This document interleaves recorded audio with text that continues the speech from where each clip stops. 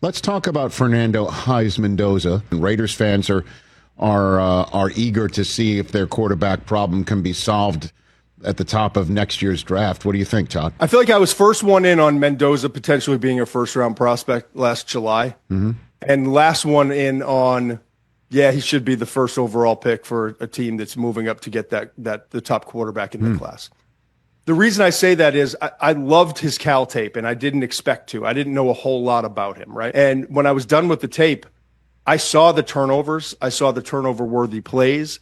I saw the inexperience in his game. I saw some of the panic when pressure came. But I was hopeful in this new system with Kirk Cignetti and their offensive staff that he would fit in well. Early in the season, I saw a little bit more robotic than expected. But in the back of my mind, I want to see him against Ohio State. We're talking about this Ohio State defense like historically, like 2001 Miami. And it wasn't all beautiful, but the throws he made on time, NFL, mobility extending.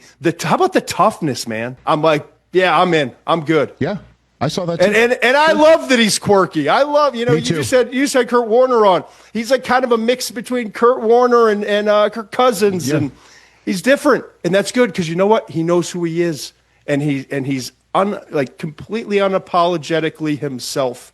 And I think that's an important thing that we overlook a lot of times with these quarterbacks.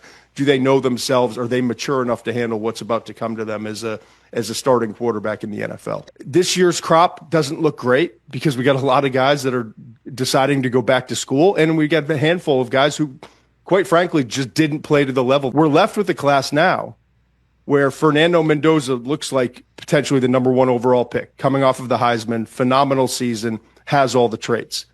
Now we enter the college football playoff, and we've got two quarterbacks that, if they make a run and things end well, with some uncertainty with coaching staff situations, in Dante Moore at Oregon, Ty Simpson is the Alabama quarterback who could be a first-round pick. Two inexperienced but really talented quarterbacks that could be first-round picks this year and would be probably a year from now if they had great years.